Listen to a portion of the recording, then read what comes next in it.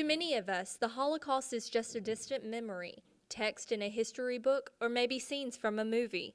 But to Rose Van Thyn, it is a nightmare of what mankind is capable of. In Auschwitz, I talked to God more than I had talked in 21 years before. And there were times that I asked God to let me die, and there were times that I asked God to let me live. Van Thyn and her family had no idea what was awaiting them as they boarded the train in Holland. Destination, Auschwitz, one of the largest of the Nazi concentration camps during the Holocaust. Nobody knew that there were gas chambers because my parents were only 50 years young. And if they would have known they would be murdered in Germany or Poland, they would not have gone into the cattle cars. At the camp, she witnessed the gassing of her entire family. By the end of the Holocaust, the death toll for Auschwitz was over 1 million. There were already 300 Jewish women from Eastern Europe. And I asked one of them, I said, my mother came here last week.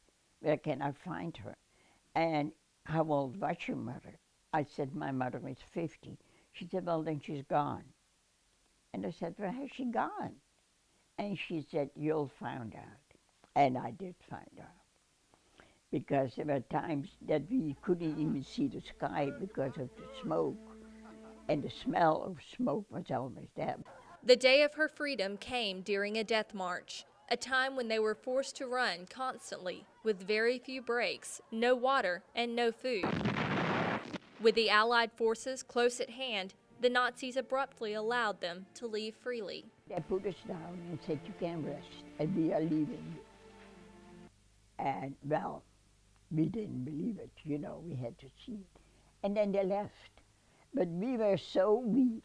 I always said if it would have taken 3 more days, I wouldn't be here. After all of the horrors Van Thyn experienced during the Holocaust, she walked away with what she calls a blessing. Scientific experiments attempting to leave the Jewish women sterile were performed on her in Auschwitz. Of all the women who left the camp, only 10 could have children, Van Thyn being one of them. We were married about 2 months, and I didn't feel well. I went to the doctor, same doctor who had examined me when I came back. And he had said I couldn't have children. And he said, you're expecting a baby. And I said, examine me again. And he said, no, it's not necessary. You're expecting a baby. So we really were elated. Van Thyn is now the mother of 2, grandmother of 6, and soon to be a great-grandmother. With images of the Holocaust never completely leaving her mind, Van Thyn hopes young people of today can learn a lesson from her experience and the millions that were murdered.